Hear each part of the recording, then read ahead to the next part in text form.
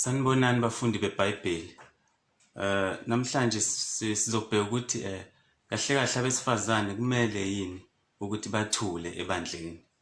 So okuwumbuzo oyinqaba kakhulu oyidebate enkulu.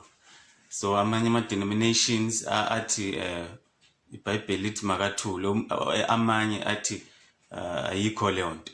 So sifuna ukuthi sibheke kahle kahle uchapter 14 wabase Korinte bokuqala ukuthi kahle kahle 1 Corinthians chapter 14 wonke siufunde wonke singawurobhi ukuthi sifunde uverse 34 kuphela othi abesifazane mabathule ebandleni.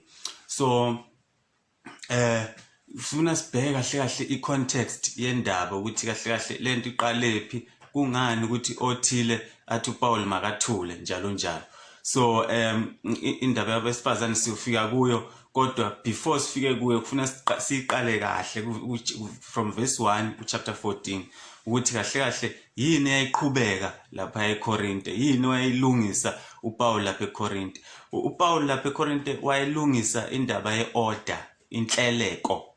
Uyabona ukuthi masingabazalwane kufuna sihleleke, singenzi into nje engathi akusinto kaNkulunkulu engahlelekile. Kufuna yonke into esenza siyenze sihlelekile. So ake okay, kunento ekuthiwa iziphiwo zikamoya. Iziphiwo zikamoya singabala uprofeta, ukukhuluma ngezilimi, ukushumayela, ukufundisa, ziningi nje iziphiwo zikamoya ekhona, ubupostoli njalo njalo. So masikhuluma ngeziphiwo zikamoya ke, yini isizathu sokuthi iziphiwo zikamoya uNkulunkulu azilethe kubantu kwakwenza into eyodwa kuphela, ukwakha ibandla. So kusho ukuthi any of lezi ziphiwo lezi kuzoba isiphiwo esingalakhi ibandla besithathwa njengesiphiwo useless. So ngamanye amazwi siyekwe lezo siphiwo uma ukuthi asakhi ibandla. So ke kusho ukuthi iziphiwo ezicritical kakhulu bezu2 ikakhulukazi ngalesa sikhathi se-early church, isiphiwo sokuprofeta nesiphiwo sokukhuluma ngezilimi. Why ziba sensitive? Ngoba vele iprofesi isikhathi esiningi abanye bayathanda ukuyigijimela bengenaso isiphiwo sayo ezoqamba amanga ethi uyaprofeta. Nesiphiwo sezilimi futhi uthola umuntu efoster nje eshaya ilimi engekho esusa nje engqondweni. So sifuna ukubheka kahle kahle ukuthi yiphi le order owayefuna owayekhala ngayo uPaul lapha kwabaseKorinte bokuqala chapter 14. Ake siqale kuverse 1. Uverse 1 uthi, siyofunda verse by verse sichaza. Uverse 1 uthi jongani uthando. Khumbula ukuthi ku chapter 13 bekhuluma ngothando, ukuthi uthando luyini, elichaza nje ukuthi uthando luyini, liyabekezela kanjani njani. So waze washo ukuthi nezinye izinto zingadlula, zingaphela, kodwa uthando lihlala limile ingona phakade. So uyaqhubeka ngale ndaba yothando ke manje ukuthi okay, ku chapter 14 uthi ke jongani uthando, okay, khoma, futhi nizondelele iziphiwo zomoya, ikakhulukazi uyabona, ikakhulukazi ukuba ni prophet. Uyabona ukhuluma ukuthi iziphiwo zikamoya lezi kade ngizibala ezinye zazo ukuthi jongani uthando. Into ebalekile ukuthi nibe nothando lokukholwa, bese nizondele iziphiwo zikamoya. Usho ukuthi mayithi nizonde, akasho ukuthi ufuna ukuzonda ukuprofeta noma ukuzonde ukushumayela noma ukuzonda ukufundisa njalo njalo, kodwa noma ukukhuluma ngezilimi, kodwa usho ukuthi ningagijimeli eziphiweni noma ungenaso isiphiwo. Ungagijimeli ekutheni ngifuna ukwaziwa nje ukuthi ngumuntu onzima kabi ezilimini, noma ngifuna ukwazi ukuthi ngumprofeti onzima kabi, noma ngumshumayeli onzima kabi. Ningagijimeli.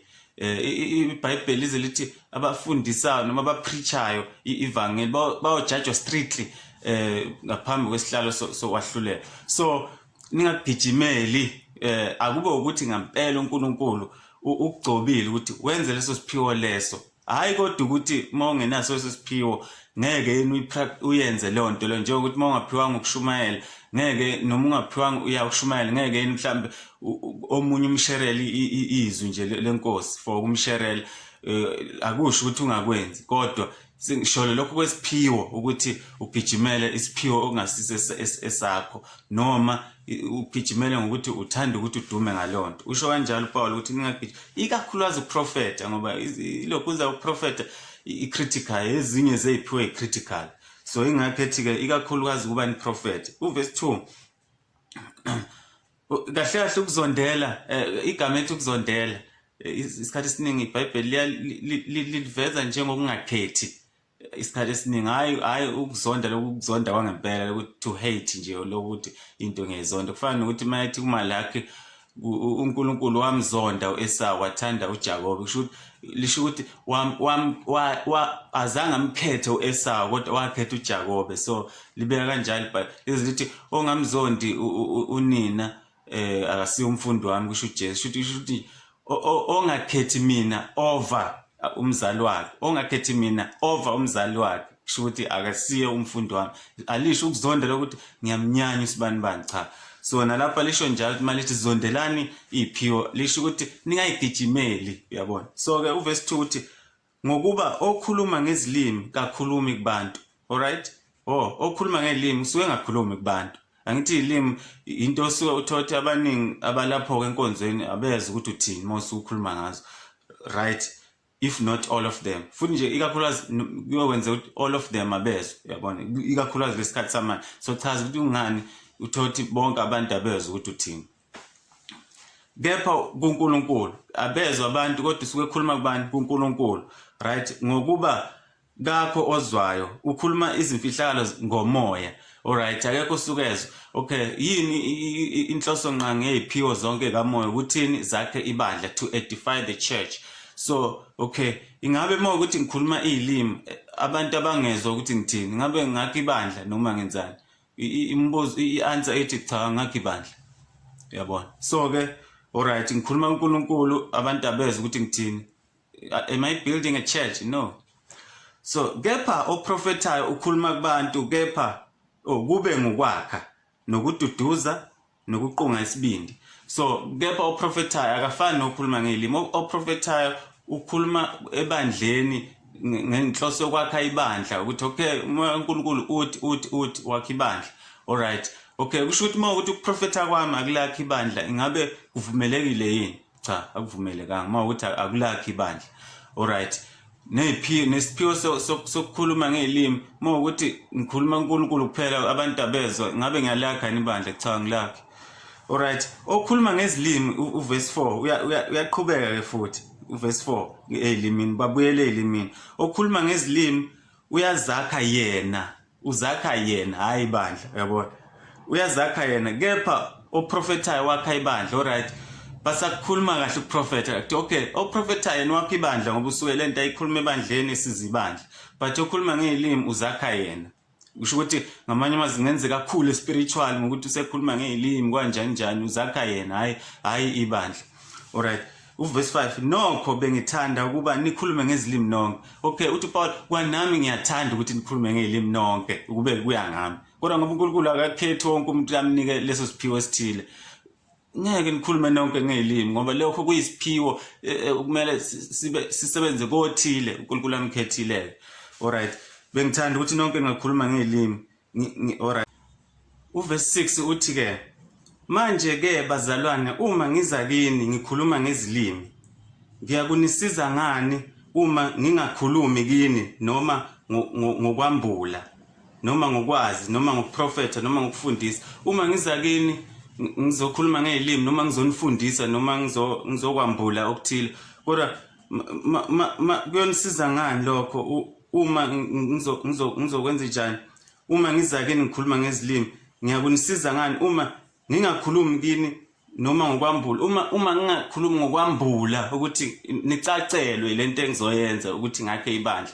kuzonisiza ngani lokho ukuthi ngidume ngokuthi sibani uyayishaya izilimi sibani uyakwenza ukuthi yini nani kuyonisiza ngani uma kungalakhi ibandla alright ngoba uverse 7 uze khulume nangezinto zama instrument ukuthi nama instrument mayengakhali ngokwahlukahlukana ngendlela esethwe kahle ehlelekile ama instrument makudlalwa ingoma kusiza ngani uverse 8 uthi ngokuba uma icilongo likhala ngezwi elingaqondakaliyo ngubani yakuzilungiselelwa uzakuzilungiselela ukulwa na kusho ukuthi icilongo ngalesi sikhathi bekuthi makuzoba nempi kube khona icilongo elikhalayo elaziwa ukuthi leli icilongo elikhalayo njengamanje lisho ukuthi sekuyoqala impi shuthi wonke umuntu makazilungiselele so uma uthi lelo cilongo lizokhala ngendlela engaqondakaliyo ubani ozozilungiselela ukuthi azokulwa shuthi alisizanga umuntu lelo cilongo uzama nje ukuba beke esithombeni ukuthi kubaluleke ngani iphiwo zikamoya ukuthi zenziwe ngeorder ngendlela futhi ikakhulukazi ezokwakha ibandla.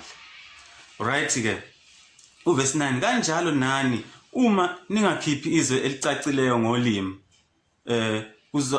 kuzakwaziwa kanjani okukhulunywayo na ngokuba niyakube nikhuluma emoyeni nje. Alright, le icacisa lona. U10 kukhona izinhlobo noma zingahle zibe zingaki zokukhuluma ezweni kepha alukho olungasho oluthile should noma ngabe yini oyikhuluma noma ngathi ndaraboshi bani kodwa lokho noma ngabe yini okufanele ukusho ngomlomo kufanele kube nento okuyichazayo. Uma ukuthi wena ukhuluma into kuphela engachazi lutho kusho ukuthini lo kusiza ngani lo nto into engekho kahle ukuganga nje kahle into nje engekho. So alright, kumele kusho okuthile. U11 ngakho ke uma ngingakwazi okuqondiwe nokukhulunywayo ngiyakuba ngowezizwe nje okhulumayo nokhulumayo abe njengowezizwe kimi. Should mawuthi ngikhuluma into engazwakala ngizofana nomuntu nje owabezizwe kusho ngifana nomuntu noma iChina umuntu okhuluma isiChina engasizwa yabona into engasizi ngalutho. So kahle ilimi lesiphiwo seyilimi kahle iphiwo eza uNkulunkulu wayifaka ikakhulukazi eqaleni kweChurch lapha kwiPentecost mayebenza ukuthi kahle ilokhuza yelimi isiphiwo seyilimi isiphiwo sokuthi ngikwazi ukukhuluma ulimi okungasilo lwami spiritual nje kwenzeke spiritual kube isiphiwo ulimi engakwazi ukukhuluma uma ngingekho emoyeni. Uyabona kungenza ukuthi ngikwazi mhlambe let's say kunama China la vele uNkulunkulu engenza ukuthi ngivele ngikhuluma isiChina manje kodwa ulimi engalwazi bese ukuthi uNkulunkulu wenza futhi indlela ukuthi okay kube khona okwazi ukuthi abe nesiphiwo sokuthi mayise esemoyeni akhuluma ulimi ongasilo lwakhe angalwazi so that kuzokwakheka ibandla so that nabanye abayilelo hlobo lolimi abakhona ngaleso sikhathi nabo bezwe ivangeli ngoba into ebalile bekukwakha ibandla bekusabuildwa ichurch ngalesa sikhathi. So okay bese kuthi ke mayise lakhile mayise khulumile ngalolo limi bese kuba khona futhi omunye umuntu ozoba nesiphiwo sokuinterpreter ngasikhathi mina ngikhuluma lolo limi lelo mhlambe ngikhuluma isFrench yabo njengoba ngumZulu kunamaZulu la khona nama French bese ngasikhathi mina ngikhuluma isFrench ivangeli ngikhuluma isFrench ngikhuluma ngesFrench nami ngingazizwa ukuthi ngithini ukhona useceleni interpreter amaZulu akhona la ukuthi okay uthi njengamanje uthi nje naye akalisazi isFrench naye kuyisiphiwo ukuthi interpret uyabona. So or else mhlawumbe ukuthi exceptional gifted ubungakhona ukuthi ukhuluma uphinde uyichazele wena khona usemoyeni uyabona uphinde uinterprete wena kodwa okungafunakali bekuwukuthi khulunye ulimi lungakhona uinterpreteka ukuthi kahle lisho ukuthini yabo. So uzubona ukuthi ilimi kwakushiwe ilimi zabantu hayi ukuthi ilimi nje zokuthi mhlambe ulimi olukhuluma noNkulunkulu abanye baze bethi usukudida uSathane mawukhuluma ngeilimi into nje engekho nje abantu bayisisela into engekho. Ilimi khulunywa ngeilimi la kwakushiwa ilimi zabanye abantu ukuthi ube negift ukuthi ukhona ukukhuluma ngeilimi zabanye ukuze ukhona communicate igospel into ebalekile kwakuyileyo. Ilimi akusinto yokudlala nje ukuthi sithi hobby into uNkulunkulu isiphiwo wasiletha ngenxa yenhloso ebaleke ngendlela exa ukwenza so hayi ukudlala nje. So mongathi ngikhuluma ngeilimi ukuze ngidide uSathane kade wabakhona ngisho abantu singakadalwa zonke ilimi ezikhona uSathane ake alikhuluma ngalwazi. uSathane ukwazi ukuyolinga umuntu ole eFrance ukwazi ukuyolinga umuntu oseChina olinga umuntu ola kwazi ayisikho ulimi ngalwazi uSathane ilimi zakhandwe uSathane wazazi zonke singakabi khona sonke. So ubani ongadida uSathane ngolimi. So ilimi zazenzelwe to edify ukwakha ibandla ukuze nabanye bezwe igospel. So masibheka lapha ku chapter 13 kule abaseKorinte bokuqala uyasho uPaul ukuthi okay ilimi ngisho nezilimi zinganqamuka kodwa uthando uhlala imini kusho ukuthi ngamanye amazwi bekupossible ukuthi lesiphiwo sezilimi naso bekungafika isikhathi sokuthi sinqamuke ngani ngenxa yenhloso ukuthi uNkulunkulu kuya ngokuthi isiphiwo usasidinga kangakanani hayi ukuthi kuya ngokuthi isiphiwo njengoba wasenza sizohlala si active. uNkulunkulu uyena osuke kahle kahle ekulowo muntu emsebenza ngaleso sikhathi. So uyena futhi wazi sisadingakala kakhulu leso siphiwo noma asisadingakali kangako. Njengamanje masisema einkonzweni sekunama interpreters nje yakhona ahlelekile ukuthi mangizoshumayela khona uzo-interpreta ngesisuthu, makunabesuthu, makunamashangana omunye interprete ngesishangane njalo njalo. So angisaboni ukuthi sisibaleke kangakanani isiphiwo selokhu seyilimi kahle kahle. But if uNkulunkulu usakuphile leso siphiwo, kumele ukuthi senze njani, senziwe ngendlela iBhayibheli efuna ngayo. Alright, ake siqhubeke. Besikubani uverse 12 uthi ngokunjalo nani uma nishisekele iziphiwo zomoya funani ukuba nibe nazo kakhulu. Okay, mawuthi uyasifuna isiphiwo somoya kulungile, funani ukuthi nibe naso kakhulu ukuze kwakheke ibandla. Kakhulu ukuba kwakheke ibandla, hayi nje ukuthi ube naso kuphela. 13 ngakho ke okhuluma ngezilimi akakhuleke ukuba akuhumushe. Okay, mawuthi ngifuna ukuba nesiphiwo seyilimi angikukhulekele nokuthi ngikwazi ukusihumusha, ukuyihumusha lezo zilimi. Ngingavele ngikhulume nje phela into abantu bengayizi ukuthi ngithina ngakho ibandla. Funa ngikhulume ngezilimi phinde futhi uNkulunkulu angiphi ukuthi ngiphinde ngi-interpret, yabona, because izilimi ezokuthi isiphiwo sokuthi kwakheke ibandla. Alright, 14 ngokuba uma ngikhuleka ngezilimi ukhuleka umoya wami kepha ingqondo yami ayinasithelo. 15 kunjani pho?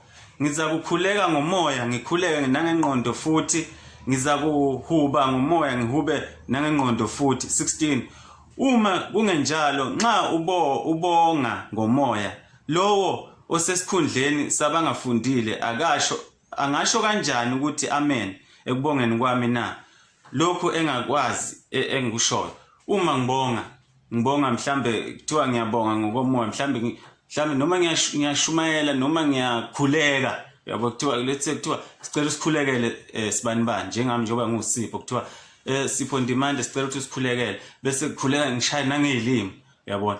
Uma ngishaya ngezilimi lo ozwayo angithi kuyenzeka noma ukhuleka kube khona uthi amen amen, yabona ngale ngemuva amen amen, shuthi uyaconnecta kulo mkhuleko engikhuleka. Uzosho kanjani umuntu ukuthi amen entweni angayizi ukuthi ngithini, yabona. So alright, 17 ngokuba nempela ubonga kahle wena kepha lo omunye akakhiwa. Yebo uyabonga impela uma ukuthi when you understand lelo limi lelo ukuthi ubonga ini uNkulunkulu, thanks to you, but wait a minute, lona ke umunye ungezwa kwakheka kanjani? Akakheki. So lo sisiphiwo sakho sibalekile yini ngoba siyalakha ibandla asilakhi ibandla, ngakho ke si useless. Right, u18 ngibonga uNkulunkulu ngokuba ngikhuluma ngezilimi kakhulu kunani nonke. uPaul wayene gift yezilimi naye uthi yazi ngiyabonga ngoba ngikhuluma ngento nami engiyenzayo izilimi, yabona. Kushuthi wayenza example ukuthi niyabona nami ukuthi nami nginezilimi kodwa ke izilimi ngizenza mina ngendlela okuyiyona yona, igift ngisebenzisa ngendlela ehlelekile okuyiyona yona. u19 uthi ngoba kodwa ebandleni ngingathanda ukukhuluma amazwi ayisihlanu ngengqondo yami ukuze ngifundise abanye kunamazwi ayizinkulungwane eziyishumi ngezilimi. Uthi kodwa mangisebandleni yazi ngiyangithanda ukuthi ngingakhuluma noma nje amazwi ayi5 ngengqondo yami. Kusho ukuthi ngokolimi nje abantu abalwaziyo kunokuthi ngikhulume amazwi ayizinkulungwane ngezilimi abantu bengezwa ukuthi kusho ukuthi noma ungakhuluma kuze kusekuseni mawuthi abantu abayizwa lonto kusiza kuphi? Akulakhi ibandla, yabona. So kodwa noma ungakhuluma izwi libe linye noma u5 kodwa mawukuthi izwi elibalekile abazolizwa abantu ukuthi uthini. Very very good. Right, 20 bazalwane ningabi ngabantwana ngengqondo. Khulani ningabi abantwana wenza into nawe uma usungabuzwa kahle kahle into yenza ngempela isho ukuthini lento le, bona ukuthi yazi ubungane lento engiyenzayo, yazi ngempela khulani ngokwengqondo, nikhule nihleleke, yabona hlelekani emabandleni webazalwane, hlelekani into nenze izinto ezisile ezihlelekile kuNkulunkulu, izinto okuzothi noma kwi judgment day sizokwazi ukuyimela sisho ukuthi hayi noNkulunkulu azathi good servant, usebenzile, good servant, wenze umsebenzi wami ngendlela ehlelekile, ngendlela okuyiyona yona. So okay, emthethweni u21 ke lo. Angaqedi la bazalwane, ningabe ngabantwana ngengqondo kanti ebubini nibe izingane. Alright, ebubini niba izingane, nenza ububi, nizenze izingane, kepha engqondweni nibe ngabakhulile. Okay, ebubini ibani izingane, ebubini kusho ngamanye amazwi ningabe ne-experience yokwenza ububi, ibani izingane, ningabe ne-experience yokwenza ububi, kepha engqondweni nibe ngabakhulile. Alright, 21 emthethweni kulotshiwe ukuthi ngabantu bezinye izilimi nangezindebe zabezizwe, izizwe ngiyakukhuluma zabezinye izizwe ngiyakukhuluma kulesi sizwe, kepha noma kunjalo abaye kungizwa, kusho inkosi. uNkulunkulu uprofethile ukuthi abaye kungizwa, ngiyokhuluma ngiprofethe ngenze ini, kepha abantu abaye kungizwa, kusho inkosi. U22 kanjalo ke izilimi zisibonakaliso kwabangakholwayo.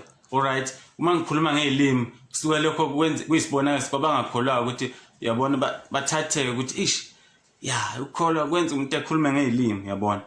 Kungesikho kwabakholwayo, abakholwayo abanandaba nesigift yakho yezilimi, yabona. Kodwa uma ungazenza kukhona abantu abangakholwa bengathatheka ukuthi kuyisibonakaliso kuba ukuthi kanti ukholwa uba nje, yabona.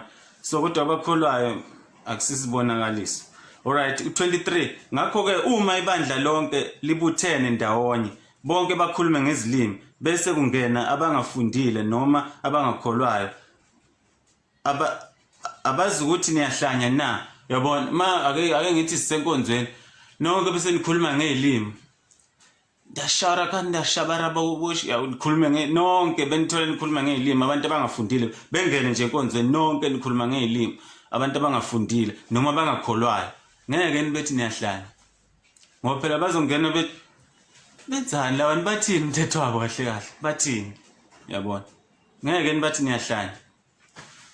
Uverse 24 kepha uma bonke beprofetha kungena ongakholwayo noma ongafundile uza kuhlatshwa yibo bonke, ahlulelwe yibo bonke. Kodwa futhi ubuyele kuprofetheni ukuthi okay, kodwa uma engathola bonke abantu beprofetha bekhuluma isiprofetho, laba abangakholwayo bazongena bahlulelwe yibo bonke.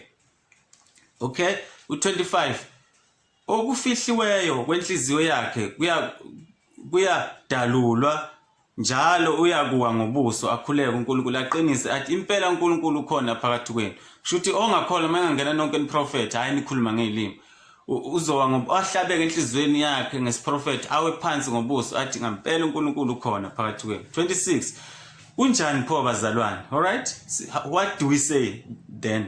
Uma nibuthana yilona lo kuba nalona lo uba nehubo noma isifundiso noma ukwambula noma izilimi noma ukuhumusha, konke akwenzelwe ukwakhiwa kwebandla. Alright, u26 uthi noma ngabe yini niyenzayo, ukuhuba, ukushumayela, ukuprofetha, ukukhuluma ngezilimi, noma ngabe yini nikwenzayo, konke makwenzelwe ukwenzani? Ukwakha ibandla. That's the most important thing mayelana neziphiwo zikamoya. 28 kepha uma kungekho ohumushayo kathule ebandleni. Sorry 27 uma ke umuntu ekhuluma ngezilimi akube ngababili, i-order ke manje seninikeza i-order ke ukuthi into mayenziwe nge-order. Right, anginankinga ukuthi kukhona abakhuluma ngezilimi, asiyigxeke izilimi as long as ngampela leso siphiwo uNkulunkulu lungile, khulumani ngezilimi, but akube ne-order ngoba uNkulunkulu wethu une-order. Akube ababili abazokhuluma ngezilimi ngesikhathi esisodwa, bangadluli kwabathathu. Usebanika i-order ke manje. Okay, badedelana omunye ahumushe, yabona. Shuthi uma bekhuluma ngezilimi ababili akube ngababili bangadluli kwabathathu. Skathi lona ekhuluma ngezilimi lo omunye wesibili uyahumusha, yabona. Akwenziwa ngeorder, yabona. Omunye uyakhuluma ngezilimi, omunye uyahumusha. Bengadluli kwabathathu badedelana omunye ahumusha. 28 kepha uma kungekho ohumushayo kathule ebandleni azikhulumele yena yedwa uNkulunkulu. Shuthi uma ukuthi akekho ozohumusha ngesikhathi lo omunye ekhuluma ngezilimi engekho ohumushayo ngoba akulakho ibandla kathule, angakhuluma ebandleni lokho izilimi.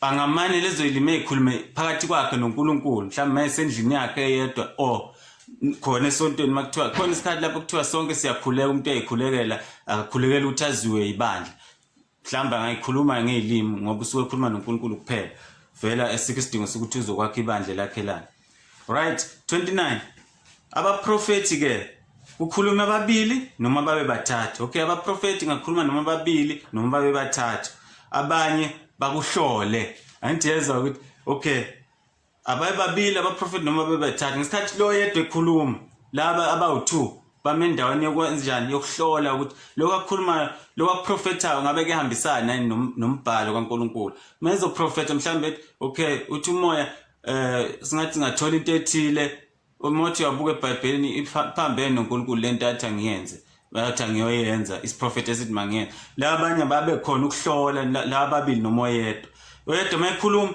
wesibili uyahlola or babe u2 abahlolayo kube yi3 emele isiprofeto ngalesi at a time so kungaprofete abantu khona uthola ukuthi kuyoprofeta abantu bashayisana nomunye ufuna ukuprofeta abanye omunye uprofeta lapha omunye uprofeta lapha akuhlelekanga nje into yakho abanikezana ithuba so ukuprofeta kahle kahle iBhayibheli livumile liyakuvuma ukuthi ngasathi kukhona uprofeta akube khona umuntu ozoyihlola le nto abe nelungelo lokuphikisa ukuthi ayikhona yindaba engasahambisana nescripture lokuprofeta kusho ukuthi akuveli kuNkulunkulu right 30 kepha uma kwambulwa utho komunye ohlezi khona kathule owokuqala yabona so mangibulwa utho mhlambe kuyaprofeta kumbuleke utho lo munye akathule lo munye okade ekhuluma eqaleni kudile kube yilo ngasikhathi ombulayo odila nalonto leyo akathule